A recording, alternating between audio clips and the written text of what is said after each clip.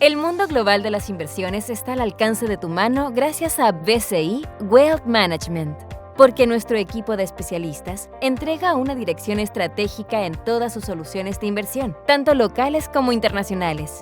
Nuestro proceso de inversión comienza con la definición de la estrategia de mercado, lo que llamamos House View. En base a ella, se inicia el análisis continuo de una gran variedad de alternativas e ideas de inversión para identificar las que se adecúan de mejor manera a las necesidades de nuestros clientes.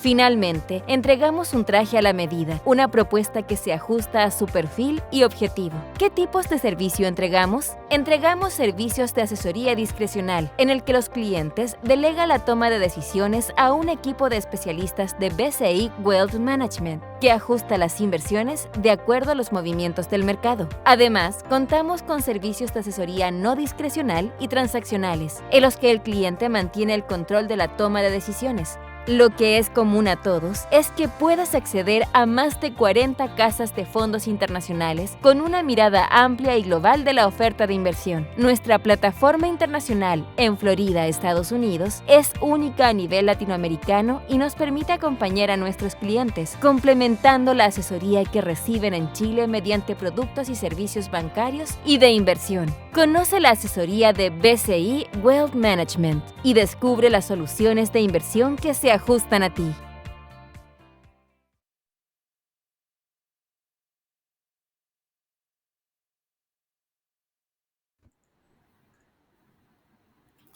Hola, muy buenos días a todos.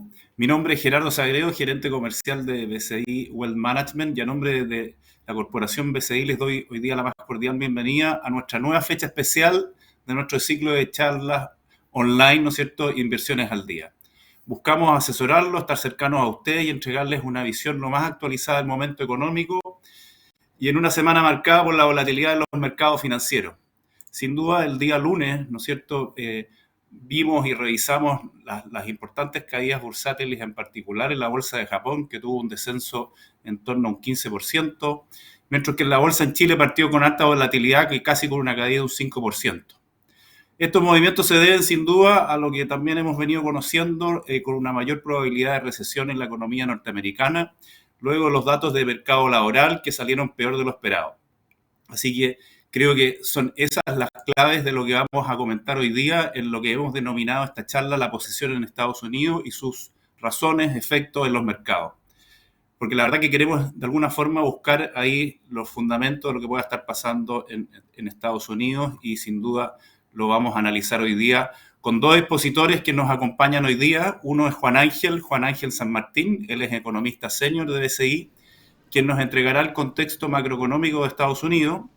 Además, también nos acompaña Alexis José, subgerente de estrategia de BCI Corredor de Bolsa, con quien también hemos estado en otras oportunidades, con quien buscaremos entender los efectos y las reacciones en el mercado bursátil americano y obviamente lo que nos pueda de alguna forma a nuestra bolsa y en nuestro ámbito local. Así que bienvenido Juan Ángel, bienvenido Alexis, y vamos contigo Juan Ángel ahí a comenzar nuestra revisión. Perfecto, Gerardo. Muchas gracias. Buenos días nuevamente. Vamos a hacer una revisión sobre lo que está pasando en Estados Unidos, principalmente por mi parte en lo que es referente a la macroeconomía. Primero, reconocer que durante los últimos meses hemos venido conociendo cifras económicas que han venido sorprendiendo ligeramente a la baja. Han sido sorpresas negativas, pero estas sorpresas negativas que hemos venido observando en los últimos meses están todavía siendo algo más moderadas de lo que hemos venido observando en otros episodios de tensión financiera. Por tanto, los ajustes que nosotros estamos viendo en cuanto a cifras económicas que están ligeramente por debajo de lo previsto, también es parte de un ajuste natural que debe tener la economía norteamericana. Una de las variables claves que se ha venido ajustando de manera muy gradual es la inflación. La inflación ha venido descendiendo desde sobre un 8% hasta situarse en un 3% anual durante el último registro. La inflación subyacente, que es esta inflación que excluye estos componentes más volátiles como lo son alimentos y energía, alcanza un 3,3% anual. Recordar acá que la meta que tiene la FED, la Reserva Federal, el Banco Central de Estados Unidos, es un 2%. Por tanto, hemos venido observando un descenso gradual de la inflación. No es un descenso abrupto y es un descenso más bien gradual, acorde a una tasa de política monetaria que está siendo todavía altamente contractiva en la economía norteamericana. ¿Qué ha estado detrás de la inflación en la economía norteamericana? Es principalmente el componente servicios. Servicios está explicando cerca de un 90% de la inflación total de la economía norteamericana y es el componente que ha tenido mayor inercia durante los últimos meses y es el componente, vuelvo a reiterar, que ha venido explicando en gran medida la inflación. Otros componentes, como el deflactor del gasto del consumo personal, que es una métrica que le encanta mirar a la Reserva Federal, al Banco Central de Estados Unidos, también se ha venido ajustando y ha estado en línea con lo previsto durante los últimos meses. Y estas variaciones que nosotros hemos venido observando en inflación en la economía norteamericana develan principalmente que las presiones inflacionarias están descendiendo, han estado en línea con lo previsto y también significa que han estado descendiendo.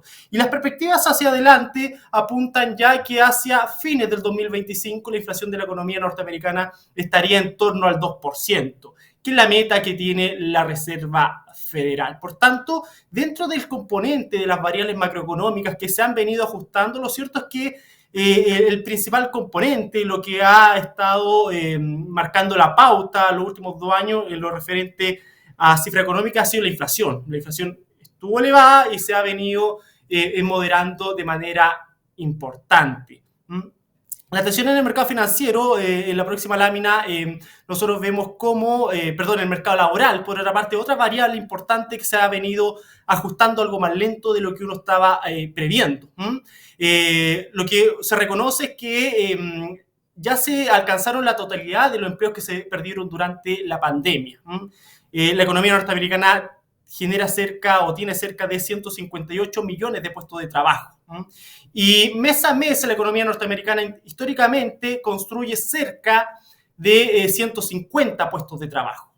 Por tanto, lo que hemos venido observando en la coyuntura es lo que se esperaba, que en el fondo la economía norteamericana comenzara a moderar el ritmo de crecimientos de los puestos de trabajo.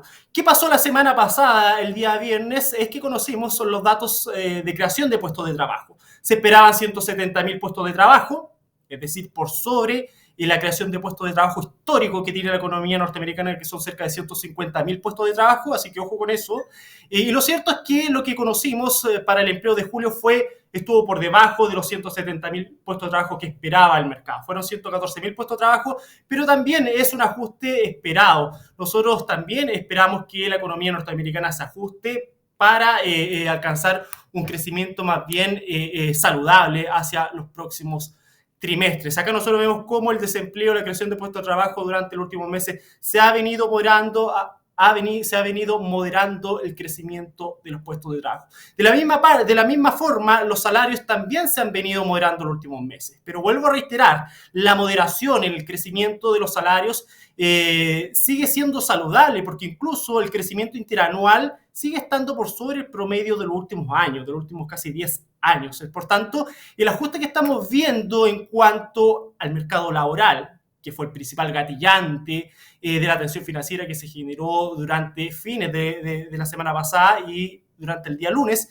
lo que nosotros estamos viendo en el mercado laboral de la economía norteamericana es un ajuste natural que debiésemos observar, para que la economía comience a avanzar a un ritmo más bien saludable. Eso lo vemos también en los salarios, en el crecimiento de los salarios, y la tasa de desempleo sube algo, alcanza un 4,3%, pero también si nosotros excluimos el periodo de la pandemia, lo cierto es que la tasa de desempleo estuvo sobre el 4,5%. Por tanto, una tasa de desempleo en la economía norteamericana que esté en torno al 4 o 4,3, lo que está ahora, tampoco es un incremento abrupto en lo que es el desempleo. La participación laboral, que son el número de personas que se encuentra en edad de trabajar y salen a buscar empleo, alcanza el 62,7%. En esa línea falta todavía personas que se suben al mercado laboral, pero lo cierto es de que el mercado laboral ha venido avanzando de manera saludable. Y vuelvo a reiterar, lo que gatilló principalmente la tensión en el mercado financiero fue justamente el dato que estamos comentando ahora, el dato laboral. Pero vuelvo a reiterar que la economía norteamericana genera históricamente cerca de 150.000 puestos de trabajo y durante el julio se crearon cerca de 110.000 puestos de trabajo. No es una creación que genere algún daño en lo que es el mercado laboral. Simplemente estuvo por debajo de lo previsto y llamó la atención porque el mercado lo leyó como un ajuste más fuerte de la economía norteamericana. Así lo recogió también lo que fue la perspectiva de tasa. Luego de conocer todos estos antecedentes, los últimos eventos que hemos venido observando, en donde la FED a fines de julio señaló que se venía un proceso de recorte de tasa, que era altamente probable que el primer recorte de tasa fuese en septiembre, en donde también conocimos datos de inflación que estuvieron en línea con lo previsto y que develan principalmente que las presiones inflacionarias están descendiendo. Luego conocimos el dato del mercado laboral el viernes pasado. Y eso llevó a un ajuste mayor en las perspectivas de tasa en la economía norteamericana, que es lo que ustedes ven acá en el gráfico. Nosotros vemos cómo las tasas en todos los tramos desciende, en los tramos cortos y en los tramos, más bien en el tramo intermedio largo. Las tasas norteamericanas caen con bastante fuerza, la tasa larga en Estados Unidos se sitúa ligeramente bajo el 4%. Esto a nosotros no importa porque la tasa larga en la economía norteamericana también define en parte el nivel de tasa en la economía local. Define también en parte lo que son las tasas hipotecarias también en el plano local. Lo que estamos viendo es que el mercado está apuntando a un menor nivel de tasa de política monetaria, está apuntando a un recorte mayor en la tasa de política monetaria por parte de la FED. Previo al dato del mercado laboral que conocimos el viernes de la semana pasada, el mercado tenía incorporado 100 puntos base de recorte en la tasa de referencia. La tasa de referencia en Estados Unidos está en 5,5, 5,25, 5,5, y lo cierto es que el mercado se movió de 100 puntos base a 150 puntos base, 150, 125 puntos base. Así que lo que uno está esperando, lo que el mercado está incorporando es que la Reserva Federal, el Banco Central de Estados Unidos, va a recortar tasa en septiembre, va a recortar tasa en la reunión de noviembre y va a recortar tasa en la reunión de diciembre. Y es altamente probable, o lo que le está asignando al mercado, es una probabilidad alta que en una de aquellas reuniones, sobre todo la de diciembre, el recorte sea de 50 puntos base. Así que lo que se leyó al final del día es ok, las cifras que hemos venido conociendo apuntan también a un menor nivel de tasa para no generar un freno en lo que es la actividad económica. La tensión en el mercado financiero no se dejó esperar, pero ojo con esto. Y acá yo pondría paños fríos sobre una mirada tan negativa sobre el desempeño hacia los próximos trimestres de la economía norteamericana. Hemos observado otros episodios de tensión financiera mucho más abruptos en donde los mercados han respondido con mayor fuerza.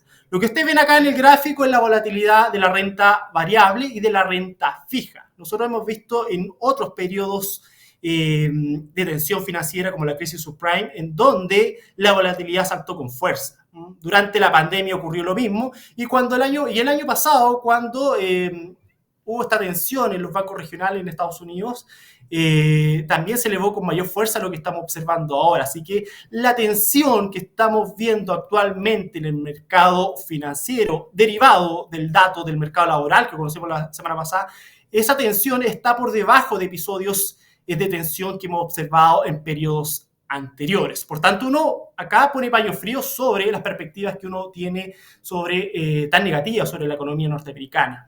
Y el gráfico que están viendo acá es mucho más elocuente. Nosotros hemos observado, y así se observa en la historia, que la probabilidad de recesión en otro episodio ha sido mucho mayor y la economía norteamericana efectivamente ha entrado en recesión económica. La recesión económica, para que se entienda, significan 2 caídas consecutivas del PIB. Esa es una definición estándar que se tiene sobre la recesión económica. Son 2 caídas consecutivas del PIB trimestre a trimestre. Y eventualmente acá nosotros vemos la probabilidad de recesión, la probabilidad que tienen los economistas o la probabilidad que le asignan los economistas a una recesión en la economía norteamericana los últimos 10, 15 años. Y acá lo que uno observa es que durante la crisis subprime, por ejemplo, nosotros los economistas le asignábamos un 100% de probabilidad de recesión. Y eventualmente, ahí ustedes lo observan que hubieron 4 trimestres de caída interanual del PIB de la economía norteamericana. Durante la pandemia, nosotros los economistas también asignamos un 100% de probabilidad de recesión de la economía norteamericana y efectivamente ahí ustedes observan que hubieron 3 trimestres consecutivos de caída interanual del PIB. Y lo que estamos viendo ahora es simplemente una probabilidad de recesión en la economía norteamericana que no es cero, pero es un 30%, es un 30% que está por debajo, obviamente, de los eventos anteriores. Por tanto, lo que uno observa hacia adelante es que la economía norteamericana se está ajustando, ¿no? Y esa es la lectura con la cual quiero que se quede. La economía norteamericana tenía que ajustarse porque estaba sobrecalentada. Estaba sobrecalentada y eso explicaba en gran medida las presiones inflacionarias en la economía norteamericana. Y acá el gráfico es bien elocuente. Durante el segundo trimestre, la economía de Estados Unidos creció un 2,8% trimestre a trimestre anualizado. Y estuvo por sobre lo previsto. Y creció un 3,1% en términos interanual, que es como habitualmente lo vemos en Chile. Y lo que uno ve hacia adelante es que la economía norteamericana va a estar creciendo, va a haber un ajuste durante los próximos trimestres y va a estar creciendo en torno al 1,5%. Y ya va a ir convergiendo al 2%. Para que ustedes se hagan una idea, el crecimiento de largo plazo de la economía norteamericana está en torno al 1,8%, 2%. 1,8% para ser más preciso. Por tanto, la velocidad de crecimiento que nosotros vamos a ver hacia adelante de la economía norteamericana se condice con alcanzar los niveles potenciales que tiene dicha economía. Acá nosotros vemos, de hecho, las perspectivas del consumo privado. Y las perspectivas del consumo privado también son, diría yo, bastante en línea con lo que es el crecimiento a largo plazo de la economía norteamericana. Incluso si uno revisa los trimestres anteriores, el consumo privado devela cómo la economía norteamericana ha sido altamente resiliente a una política monetaria que, hay que decirlo, ha sido altamente contractiva. Pese a todo aquello, el consumo privado sigue avanzando a un ritmo coherente con su crecimiento de largo plazo, un crecimiento saludable. Eso es lo que estamos viendo en la economía norteamericana. Estamos viendo un ajuste natural que debiese darse. Estamos viendo que esta economía que estaba sobrecalentada, que llevó a que las presiones inflacionarias se elevaran con fuerza durante el 2021-2022, se está ajustando para alcanzar sus niveles más bien saludables, como decimos nosotros los economistas, sus niveles más bien potenciales. Con esto doy paso a Alexis, que Alexis va a detallar lo que ha sido la evolución de la renta variable y va a detallar a los principales impactos que se dieron como consecuencia de las cifras que hemos venido conociendo. Por favor, Alexis. Muchas gracias, Juan Ángel. Bueno, Alexis, ahí recordarles que tienen disponible para poder hacer las preguntas, ¿no es cierto?, en la misma plataforma y dejar ahí también las preguntas al final. Han venido ya llegando algunas preguntas, así que vamos contigo, Alexis. Muchas gracias, Juan Ángel. Bien, muchísimas gracias a los dos. Vamos a comenzar un poco con las causas que llevaron a que incluso el día viernes y el día lunes tuviésemos una caída en relación al ámbito bursátil. Nosotros identificamos algunos puntos que el mercado comenzó a hablar, comenzó a tener un pánico. La recesión en Estados Unidos, como lo tocaba Juan Ángel, términos de datos económicos, la caída bursátil en Japón, sobre todo la sorpresiva subida de tasa de política monetaria que tuvo el Banco Central de Japón. Algo que pasó desapercibido, pero cuando las empresas empezaron a reportar en Estados Unidos, hubo una desinversión muy grande de Warren Buffett en posiciones de Apple o algunas otras empresas que son emblemáticas dentro de la tecnológica, y eso también lleva a una caída. Así que vamos a ir tocando cada uno de estos puntos en relación a qué justifica la caída del lunes y efectivamente si eso va a perdurar, se va a recuperar, e incluso ya hoy día miércoles se ha recuperado gran parte, que es lo que voy a mostrar. Entonces, lo primero es, ¿qué pasó? Banco Central de Japón sorprende, subiendo la tasa de política monetaria, una tasa de política monetaria que llevaba mucho tiempo en negativo, venía especulándose hace algunos días atrás el hecho de que el Banco Central de Japón podría subir tasa, finalmente lo hace y cuando lo hace la semana pasada empieza a generar una depreciación del yen. El gráfico de abajo es el yen que llevó a 160 yenes por dólar, es una depreciación de las más grandes que ha tenido en la historia la moneda en Japón, y eso llevó a que el día lunes, cuando abre la bolsa, tuviésemos un retroceso de alrededor de un 12% en el cierre de la bolsa de Japón. Llegó a estar un 15% más abajo, incluso en algunos minutos, pero cierra finalmente casi un 13% de retroceso. ¿Qué pasó en el otro hemisferio? Estados Unidos siguió la misma tónica. Uno ve el gráfico de la derecha, están todas las empresas por market cap. Cada cajita es cuánto pesa esa empresa. Y la caída que significó ese día: Microsoft casi 5% abajo, Google también, Apple, Nvidia cayendo 12%, y así todas las empresas del Standard Poor's caían muy, muy fuertemente, y eso presionó a que la bolsa de Estados Unidos cayese un 3% el día lunes. En Perú tuvo un retroceso de un 1,8%, en Chile caímos un 3,3%, Colombia un 1,73%, y así sucesivamente se fue arrastrando todo este fenómeno. Entonces, ¿qué es lo que pasó el día lunes cuando nos despertamos? Empezamos a hablar y comentar qué finalmente es lo que está detonando esta caída.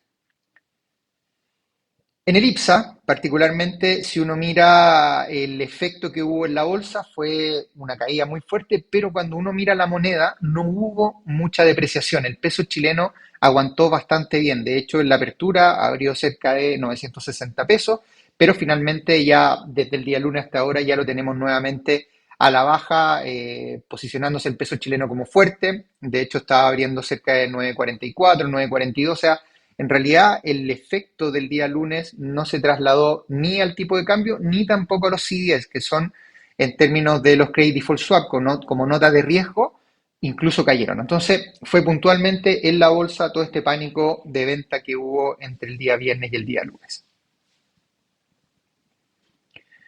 En Estados Unidos, Juan Ángel lo tocó muy bien, lo de la recesión de Estados Unidos. Hay un gráfico que todo el mercado habló dentro del día lunes y fue este del Sam Rule, que efectivamente es uno de los gráficos que sale clave de la Reserva Federal de San Luis. ¿Y qué es lo que veía el mercado? Decía, bien, la probabilidad de recesión aumentó. Y este indicador en particular que ocupa la Fed de San Luis venía diciendo, mira, el 2008 pasó algo muy parecido. Este indicador empezó a subir y eso posteriormente generó la crisis. Entonces, gran parte del pánico que se dio en mercado tuvo que ver con este indicador en particular del Sam Rule, que es definitivamente la medición después de los datos de empleo que tuvimos el día jueves y día viernes. Por el otro lado, tenemos una parte de un deterioro, no solamente en el empleo, como se notó y como lo ha comentado un poco Juan Ángel, sino que también en la morosidad de Estados Unidos. Esta es la morosidad que están teniendo aquellas personas que están ocupando la capacidad casi completa. Por ejemplo, la línea roja indica de tu tarjeta de crédito, estás ocupando el 90 o 100% de la capacidad que tienes de esa tarjeta, y ese indicador subió a 33%. O sea, estamos hablando que en la pandemia teníamos rango en torno al 24, 25%, y ese se disparó completamente al 33%. Eso tiene que hablar y tiene que ver directamente por una situación. Si bien algunos indicadores de consumo siguen siendo favorables, se está viendo en el doble clic que gran parte del aumento del consumo viene porque están utilizando tarjetas de crédito. Y no estamos hablando de que compren un auto o una casa, sino que estamos hablando de que el supermercado del mes a mes se está comprando con crédito. Entonces esa bicicleta está generando un mayor endeudamiento y podría ser un problema en Estados Unidos, así que despierta un poco las alarmas en términos de riesgo. Por el lado de la economía, muy rápidamente, tenemos mayor volatilidad de riesgos de mercado. Esto viene directamente por la nueva escenario político que se está gestando en Estados Unidos, Harris versus Trump, que vamos a tener caída en noviembre. Vienen un par de debates, así que eso van a ser clave en la última recta para la elección presidencial. Aquí está corriendo definitivamente el expresidente Trump con un poco de mayor ventaja en relación a Harris para quedarse con la presidencia en noviembre. Y ahí vienen riesgos asociados, no solamente riesgos asociados a que el presidente Trump salga otra vez electo, sino que lo que puede pasar con la guerra rusa-Ucrania, con lo que está pasando en Medio Oriente, con la parte económica. Por ejemplo, el otro día en un discurso estuvo alabando las criptomonedas y que Estados Unidos va a ser la sede de las criptomonedas y que se van a poder minar ahí, gestar, entre otras cosas más. Entonces, hay una extrapolación de riesgos mucho más grande al tener al expresidente Trump nuevamente como presidente. Y en términos de lo que tiene que ver con las casas de apuesta, Predicted es una de las que poco que se usa en relación a la elección, y cuando efectivamente se baja el presidente Biden, empieza a subir rápidamente Harris, e incluso ya están mostrando las apuestas de que Harris, que es la línea celeste, está por sobre el presidente Trump en este caso. Entonces, eso ha generado también mayor incertidumbre y volatilidad en los mercados. Por la parte de la volatilidad, tenemos lo que significa el VIX, que es el índice del miedo, como muchos lo conocen. Tuvimos un pic del VIX hasta casi 40 puntos, y eso se compara al año 2022, 2020, cuando no necesariamente en la pandemia, pero sí en algunos niveles en donde posterior a la pandemia seguíamos teniendo una alta volatilidad. Este índice tiene que ver directamente con las posiciones de derivados sobre el Standard & Poor's, así que al aumentar genera un mayor temor en el mercado en relación a las caídas del índice. Bien, ¿qué pasó con los Treasury? Particularmente con la inversión de la curva. Eso, en términos teóricos, es restar la tasa del Treasury de 10 años versus la de 5, 2, la de 7, el que ustedes quieran evaluar, pero normalmente la de 10 menos la de 2 años es la que se usa. Y esa caída de tasas se generó mucho más en el corto plazo. Teníamos alrededor de 52 puntos bases de movimiento en las tasas más cortas, de menor plazo, y eso llevó a que casi se llevase a cero esa inversión de la curva. Y si ustedes se recuerdan, la inversión de la curva generaba o adelantaba cierta recesión. En este caso se ha ido cerrando completamente esa brecha y generó también mayor volatilidad. Entonces, cuando Juan Luis decía que hoy día se incorporan muchos mayores recortes de la Reserva Federal, y uno dice, bueno, ¿de dónde sale esa métrica? Es definitivamente de los precios implícitos. Al haber caído tan rápido la curva del Treasury, lo que pasa es que las probabilidades de recorte de tasa de septiembre de la Fed aumentan considerablemente. O sea, ya no estamos hablando de que el precio empezaba a incorporar 25 puntos de recorte, sino que incluso que podría haber 50 puntos de recorte en el mes de septiembre o incluso 100 puntos de recorte en el mes de noviembre. Entonces, eso es lo que exacerba completamente el pánico. Ahora, esto tiene que ver con una interpretación de los precios, no es necesariamente lo que va a pasar. Nosotros seguimos pensando de que va a haber probablemente un solo recorte de tasa de aquí a final de año, y probablemente sea después de la elección presidencial de Estados Unidos. Bien, no voy a ahondar más en el detalle, solamente referencia a la creación de empleo. Como decía Juan Ángel, 114.000 fue el último mes, está muy por debajo del promedio, viene esta tendencia bajista, pero en el próximo gráfico una de las cosas que queremos mostrar es cierto deterioro, porque a pesar de que está creando empleo todavía, las ofertas de empleo han ido cayendo con mucha fuerza. Si usted mira en el gráfico de la izquierda, la línea azul, caen considerablemente, y las renuncias empiezan a caer mucho más levemente. O sea, hay un mercado laboral más apretado completamente en Estados Unidos. Por el lado del desempleo de los jóvenes, está aumentando, tiene un pequeño pic en el último año, pero no es algo grave. Si uno compara la historia de esa tasa de desempleo, la verdad que no estamos generando un nivel de temor tan grande en el desempleo de Estados Unidos, sobre todo en los jóvenes, que la tasa ronda hoy día alrededor del 8%. Y el desempleo de Estados Unidos, como decía Juan Ángel, estamos en niveles relativamente bajos, cerca del 4%. Bien, una de las cosas importantes que hoy día vamos a tener que cambiar el discurso es que malos datos son malos datos. Y esto que parece como muy irrisorio el titular, llevábamos un montón de tiempo en donde malos datos de Estados Unidos significaban buenas noticias para la bolsa. Hoy día malos datos son malos datos. Fíjense en el gráfico de abajo, aparece en el mes de más o menos junio, donde tuvimos un mal dato de desempleo, o sea, empezó a aumentar el desempleo, y eso llevó a que ese mal dato hiciera subir inmediatamente el Standard & Poor's. El gráfico que se muestra en las velas, el Standard & Poor's, sale el dato, sube inmediatamente posterior en los siguientes días.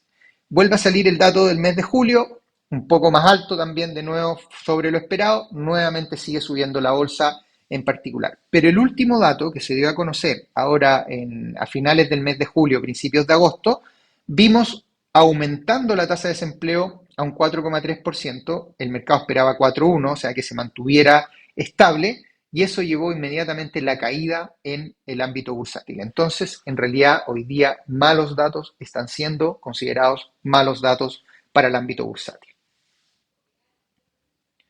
Bien, por el lado de Japón, tenemos el hecho de que Japón, la depreciación del yen se lleva a niveles de 1986, generó un temor enorme. ¿Y qué se venía especulando hace algunas semanas atrás? Estamos hablando, incluso algunos meses atrás. En mayo hablábamos de que la especulación era que el Banco Central de Japón estaba interviniendo el yen. Estas caídas que ustedes ven en el yen, que son las velas azules, por ejemplo, donde dice el cuadro especulación por intervención, fue una caída que se generó desde 155 a 150 y algo, 50 por ahí cerca.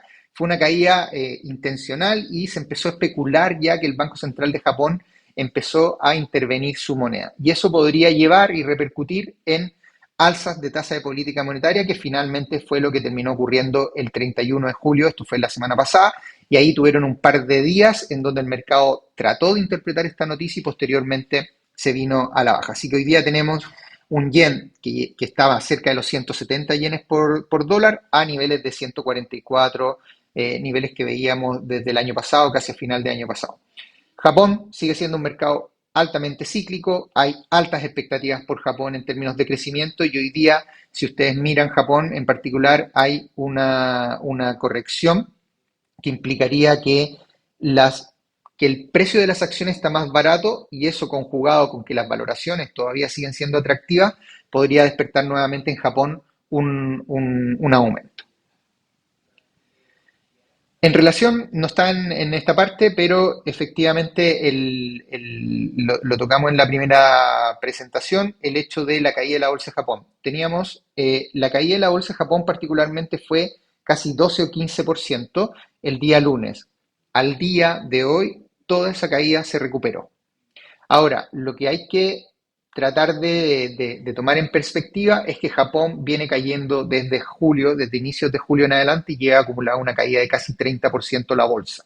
Entonces, la caída del día lunes, que llegó a ser 12, 15% en algún minuto, esa caída en particular del lunes ya se recuperó por completo.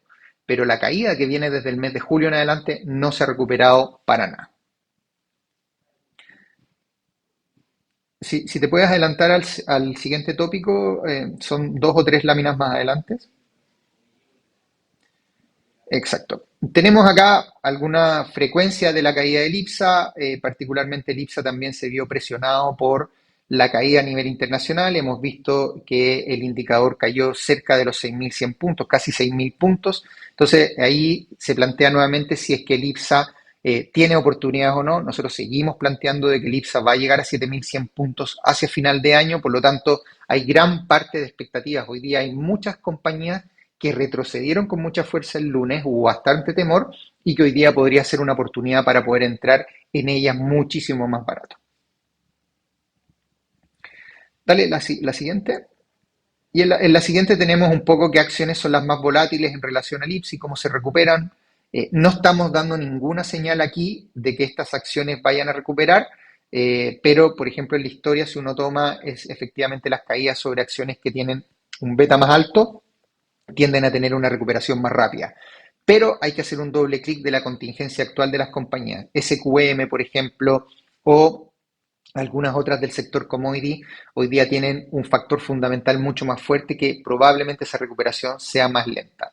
Pero otras acciones, Banco de Chile, Santander, Cencosud, entre algunas otras, lo más probable es que, como sus fundamentales siguen siendo muy positivos, tendan a tener esta recuperación más rápida después de la caída del día lunes, así que pueden ser oportunidades también para poder entrar.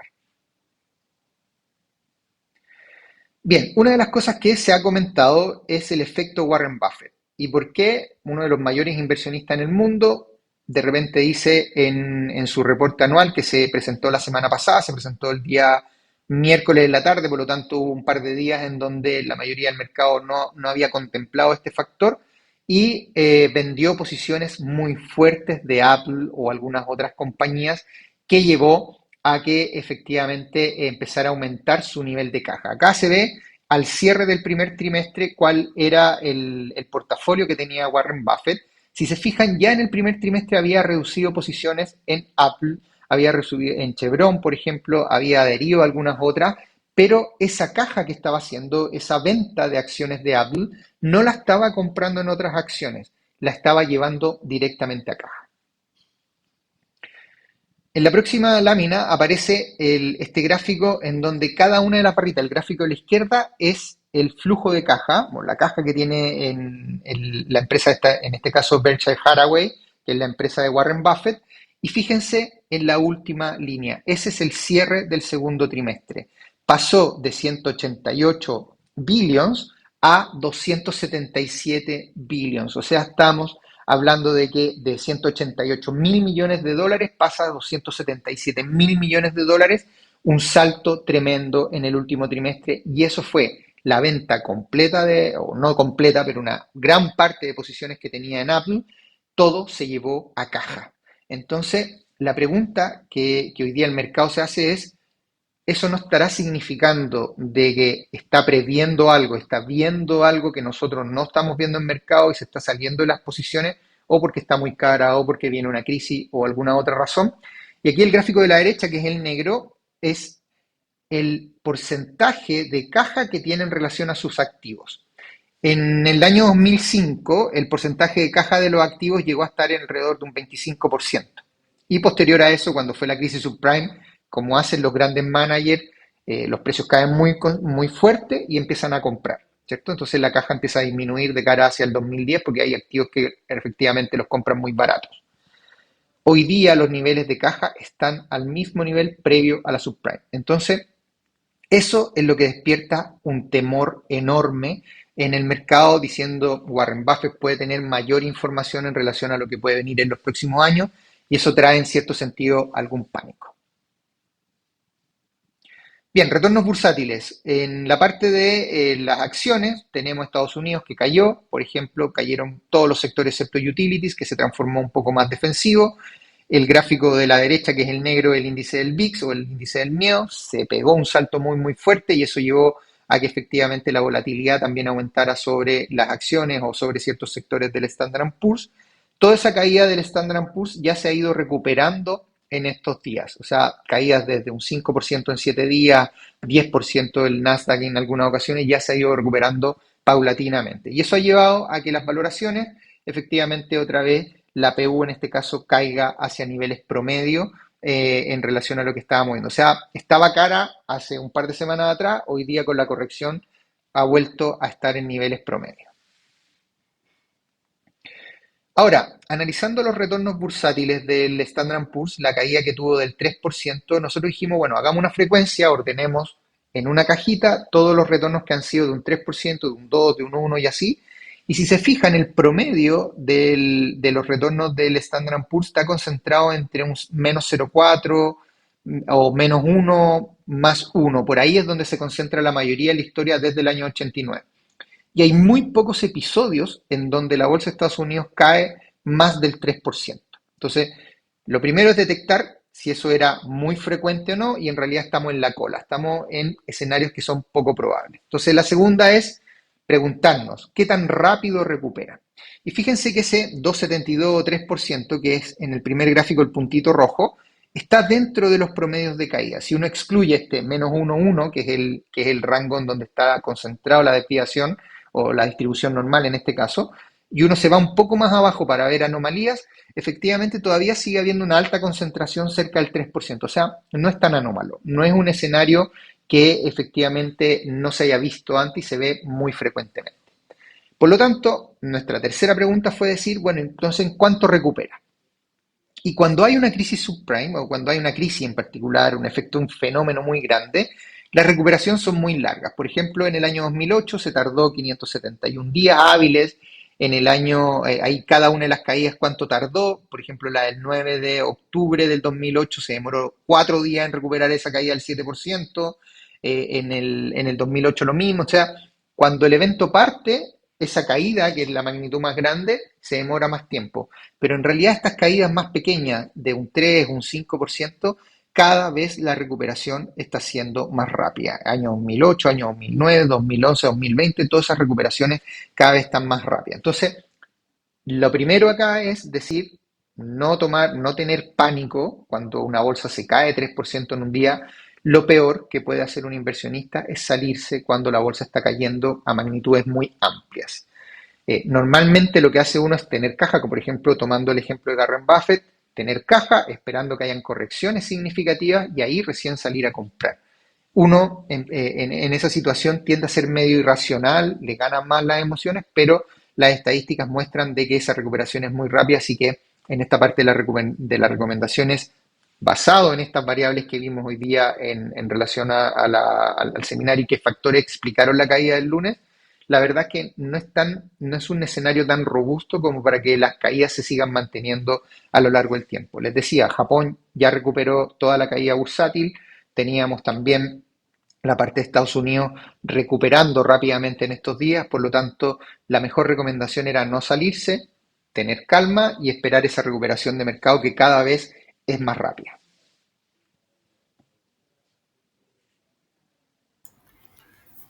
Oye, genial, Alexis. Yo creo que hiciste una revisión súper completa de lo que está pasando y sin duda que deja bastantes oportunidades, un poco por lo que comentabas aquí en ese cuadro final. ¿Ah? Yo me imagino que muchos de los que nos escuchan, sobre todo por la dinámica que hemos vivido en la economía nuestra, venían refugiados, algunos que tenían perfiles quizás más moderados, ¿no es cierto?, refugiados en depósito a plazo, algo que hemos comentado en reuniones anteriores, en que han venido de a poquitito tomando apetito por riesgo.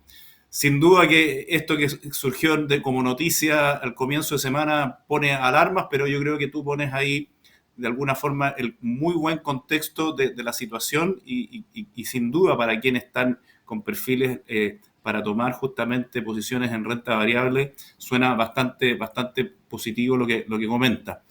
Hay algunas preguntas que nos han llegado, particularmente quizás ver ahí en primer término con Juan Ángel, relacionado con la inflación, ¿qué grado afectaría la recesión en Chile? Con la recesión teórica, digamos, de lo que comentábamos que podría ocurrir en Estados Unidos, si es que ocurre, cómo afecta en Chile, o también de alguna forma qué efectos podría haber en la economía en el corto plazo, si eso realmente se materializa. Ahí recordemos un poco lo que comentaba tú, Juan Ángel, como que cambió un poquitito la agenda de la Fed, ¿no es cierto?, respecto de los movimientos de tasas.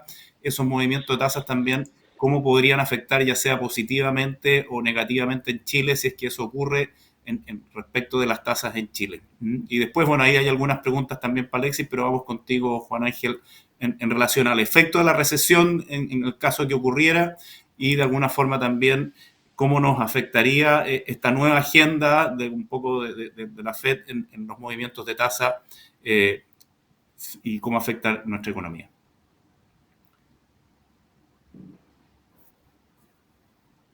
Sí, está muteado Juan Ángel, parece. Sí. Yo pensaba que era yo, pero estás muteado. Ahí sí, perdón.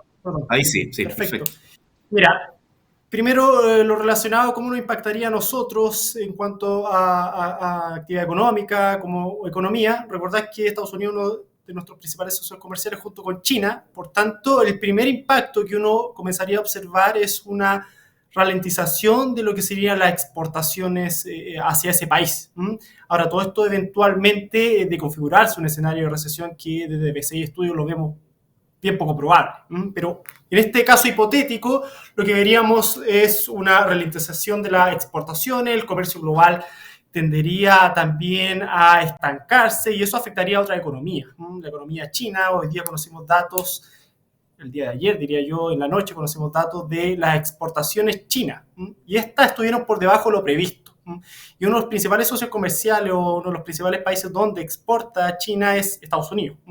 Por tanto, uno puede presumir que en cierta medida la economía global está perdiendo tracción y eventualmente de haber un ajuste mayor, lo que veríamos que la economía china, el bloque europeo en general, tendería a ralentizarse. Y eso, la primera consecuencia sería una ralentización, un freno de lo que serían nuestras exportaciones. Por otra parte, afectaría también el precio de las materias primas.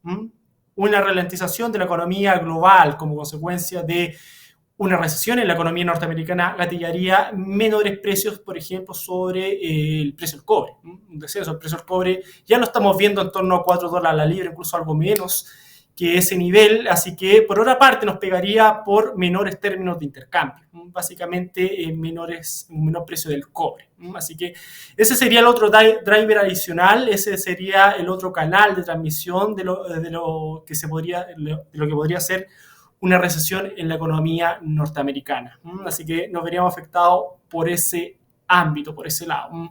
Nosotros tenemos un crecimiento para este año de la economía chilena de un 2,3% y de un 1,9% para el próximo año. De gatillarse un evento de magnitudes recesivas en la economía norteamericana, probablemente tengamos que ajustar el crecimiento principalmente para lo que sería el 2025 y probablemente estaríamos viendo un crecimiento eventualmente, si se configura ese escenario, estaríamos viendo un crecimiento seguramente del 1,9 a un 1,7 o ligeramente algo por debajo de aquel crecimiento. Pero eso es lo que uno podría preliminarmente decir en cuanto a impactos de una posible recesión de la economía norteamericana. Pero vuelvo a reiterar, la probabilidad que se configure ese escenario de recesión a juicio del staff de economistas que tiene Banco BCI es baja. Así que también tener claro ese punto. La otra pregunta hace referencia a cómo esta agenda que tiene la FED, en donde se anticipaban primero 2 recortes para este año, hace un mes atrás, 3 semanas atrás, ahora ya quedan 3 reuniones de política monetaria en Estados Unidos, septiembre, noviembre y diciembre. Se esperan que en las 3 reuniones hayan recortes de tasas de política monetaria. Incluso en algunas de aquellas reuniones la magnitud del recorte no sea 25 puntos base, que es lo que se tenía previo a los eventos que hemos venido revisando durante el día de hoy, y en una de las reuniones sean 50 puntos base. Así que eso nos afecta directamente a nosotros vía menores tasas de largo plazo en la economía chilena. Así que acá hay un traspaso y hay una relación importante, la correlación entre la tasa larga de la economía norteamericana y la tasa larga de la economía chilena es cerca de un 60%. Así que eventualmente de configurarse un escenario de recortes de tasa mucho más abrupto de lo que no tenía en la economía norteamericana, va a gatillar un menor nivel de tasa en el tramo más bien largo de la economía chilena y también eso impulsaría un menor nivel de tasa en lo que serían los créditos hipotecarios. Así que eso sería el principal el traspaso que uno podría ver en lo que sería la economía chilena. Ahora déjenme redondear, yo sé que no está en la pregunta, pero déjenme redondear también otro impacto que observaríamos ante un eventual frenazo en la economía norteamericana, que sería el tipo de cambio. Como consecuencia de un fuerte retroceso en la economía chilena, ya sabemos que los agentes económicos buscan refugiarse en activos seguros, y eso siempre están en Estados Unidos.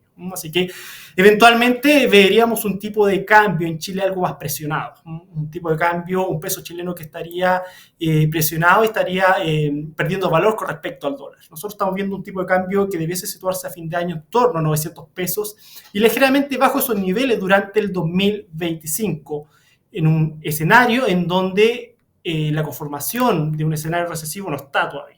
Así que de configurarse ese escenario recesivo veríamos un tipo de cambio en los niveles actuales en torno a 900 pesos y eso también generaría ciertas presiones sobre los precios, aunque sería menor, porque cuando hay una recesión económica o cuando la actividad económica se está ralentizando, el traspaso de mayor tipo de cambio a precios, la evidencia empírica apunta que es menor.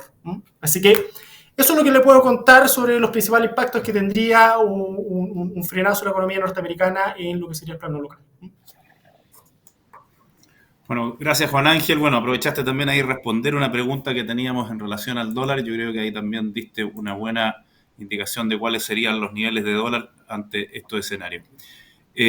Alexis, bueno, nos preguntan de alguna forma en dónde refugiarnos ante este escenario. Yo creo que diste buenas luces ahí en relación a quienes tienen también ahí un ánimo de hacer inversiones en renta variable y capturar esas oportunidades que comentaste, dónde refugiarse y también quizás hacer un comentario para quienes tienen un perfil más conservador. O sea, si bien está la oportunidad para quienes tienen perfiles quizás de moderado hacia arriba, ¿no es cierto?, para tomar mayor riesgo y sobre todo con las oportunidades que generan cuando se producen estos ajustes, y ver también ahí dónde refugiarse para quienes están quizás ahí con perfiles más conservadores. Sí, sin duda alguna, la respuesta siempre tiene que ver con el nivel de riesgo que quieran asumir. Si uno tiene una composición 100% en un depósito a plazo, la verdad que su aumento de capital va a ser leve, siempre con crecimiento, con suerte le va a ir ganando la inflación en algunos minutos, pero si uno quiere tener una distribución menos arriesgada, nosotros normalmente recomendamos un 80-20, 80 en renta fija, 20 en renta variable, pero siempre tener una pequeña exposición en renta variable. Después, aumentando el perfil de riesgo, vamos a irnos a un 50-50 o a un 60-40 en posición media y 80 renta variable, 20 renta fija también para aquellos que sean muchísimo más extremos arriesgados. Esa es la composición de acuerdo al perfil. Históricamente, el promedio del Standard & Poor's está en un 8,5% al año. Si uno se va a los depósitos a plazo o el Treasury u otros, el retorno promedio anual en los últimos 30 años ha sido de un 3%. Entonces, si uno pretende tener el 100% refugiado en un depósito a plazo, va a ver crecer su patrimonio, pero muy tenue, muy leve y con suerte ganándole a la inflación. Normalmente lo que uno hace para obtener retornos más altos promedio es tratar de ir armando una composición de activos con más riesgo y otros con menores riesgo en particular en ese entonces. Esa es la regla más clave. De hecho, si uno compara, por ejemplo, los multifondos de la AFP, el fondo C es el que consistentemente en la historia más le ha ganado a los otros multifondos que son más riesgosos, a los que son más conservadores. Eso tiene que ver por la composición de activos que tiene entre renta variable y renta fija. Así que nuestra recomendación va mucho más por ahí. Ahora, en relación, si nos vamos a la renta variable, y lo voy a poner en esta perspectiva para que sea más fácil de entender. Normalmente cuando uno quiere entrar al mercado, siempre dice, está muy caro, las valoraciones, el precio ha subido mucho, entre algunas otras cosas. Y a mí siempre me quedó de que alguien en el mercado dijo, oye, estas caídas son como una máquina del tiempo. Tú siempre cuando quieres entrar, dices, está muy caro. Y esto te permite tener los precios que tú estabas buscando entrar. Entonces, hay que cambiar un poco la forma en donde uno ve el mercado, las caídas. Las caídas no son para tener un pánico y arrancar y hacer caja, porque volver a entrar al mercado siempre va a ser tarde, vas a perder posiciones entre el retorno que rebote, entre alguna otra, nunca vas a poder entrar en el momento exacto abajo.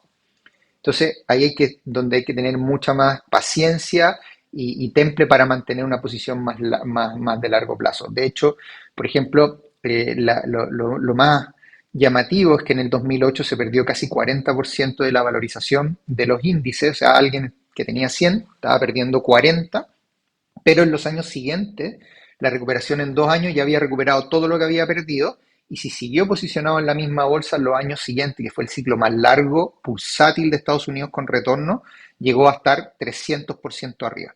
Entonces, eso te habla de que cada vez que hay crisis de estas correcciones, uno tiene que sentarse, mirar y decir, oye, esto está más barato, hoy día puedo entrar en estas acciones, si es que efectivamente cuadra que el fundamental de esas compañías sigue siendo robusto. No me voy a meter en una compañía que está cayendo y que el fundamental se está deteriorando, no tiene sentido.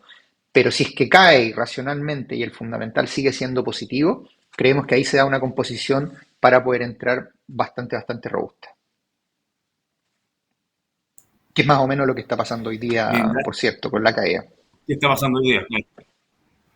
Sí. Bueno, yo creo que de alguna forma cubrimos todas las preguntas. También ahí comentarles que se acerquen ustedes a sus distintos asesores de inversión y agentes de inversión, porque recuerden que en BCI tenemos todo la posibilidad de poder revisar los portafolios donde se recoge el House View de BCI. Parte de ese House View lo revisamos con Alexis, también con el equipo de BCI Asset Management, donde de alguna forma vamos visualizando los portafolios. En el caso de la corredora, una buena forma también de invertir en acciones, ¿no es cierto?, es a través de los portafolios de la corredora, los cuales tienen un seguimiento mensual, y ese reportfolio se hace también de manera automática en los sectores económicos que son más adecuados. Y también recordarles que tenemos disponible nuestra oferta internacional a través de la plataforma de BCI Miami y de BCI Securities, donde de alguna forma también se recoge todo el house view de BCI a través de nuestros distintos portafolios. Bueno, quiero agradecerles a todos la presencia hoy día. Recuerden que la charla está grabada y podrá ser revisada en el sitio web de BCI, www.bci.cl/inversiones, ¿ya? Así que ahí vamos a poder revisar quienes a lo mejor entraron un poquitito más tarde a la charla. Así que quiero agradecer la charla del día de hoy, la presencia de Alexis, la presencia de Juan Ángel y a todos ustedes que participaron en una nueva charla de inversiones al día, creada especialmente para que podamos revisar la coyuntura y las cosas que de alguna forma afectan nuestras inversiones. Recuerden que estamos siempre atentos a nuevas informaciones y estén atentos a una próxima reunión de nuestro ciclo de charlas. Que tengan una excelente mañana y un muy buen resto de semana. Muy buenos días. Muchas gracias. Buenos días. El mundo global de las inversiones está al alcance de tu mano gracias a BCI Wealth Management, porque nuestro equipo de especialistas entrega una dirección estratégica en todas sus soluciones de inversión, tanto locales como internacionales. Nuestro proceso de inversión comienza con la definición de la estrategia de mercado, lo que llamamos House View. En base a ella, se inicia el análisis continuo de una gran variedad de alternativas e ideas de inversión para identificar las que se adecúan de mejor manera a las necesidades de nuestros clientes. Finalmente, entregamos un traje a la medida, una propuesta que se ajusta a su perfil y objetivo. ¿Qué tipos de servicio entregamos? Entregamos servicios de asesoría discrecional, en el que los clientes delegan la toma de decisiones a un equipo de especialistas de BCI Wealth Management, que ajusta las inversiones de acuerdo a los movimientos del mercado. Además, contamos con servicios de asesoría no discrecional y transaccionales, en los que el cliente mantiene el control de la toma de decisiones. Lo que es común a todos es que puedas acceder a más de 40 casas de fondos internacionales con una mirada amplia y global de la oferta de inversión. Nuestra plataforma internacional en Florida, Estados Unidos, es única a nivel latinoamericano y nos permite acompañar a nuestros clientes, complementando la asesoría que reciben en Chile mediante productos y servicios bancarios y de inversión. Conoce la asesoría de BCI Wealth Management y descubre las soluciones de inversión que se ajustan a ti.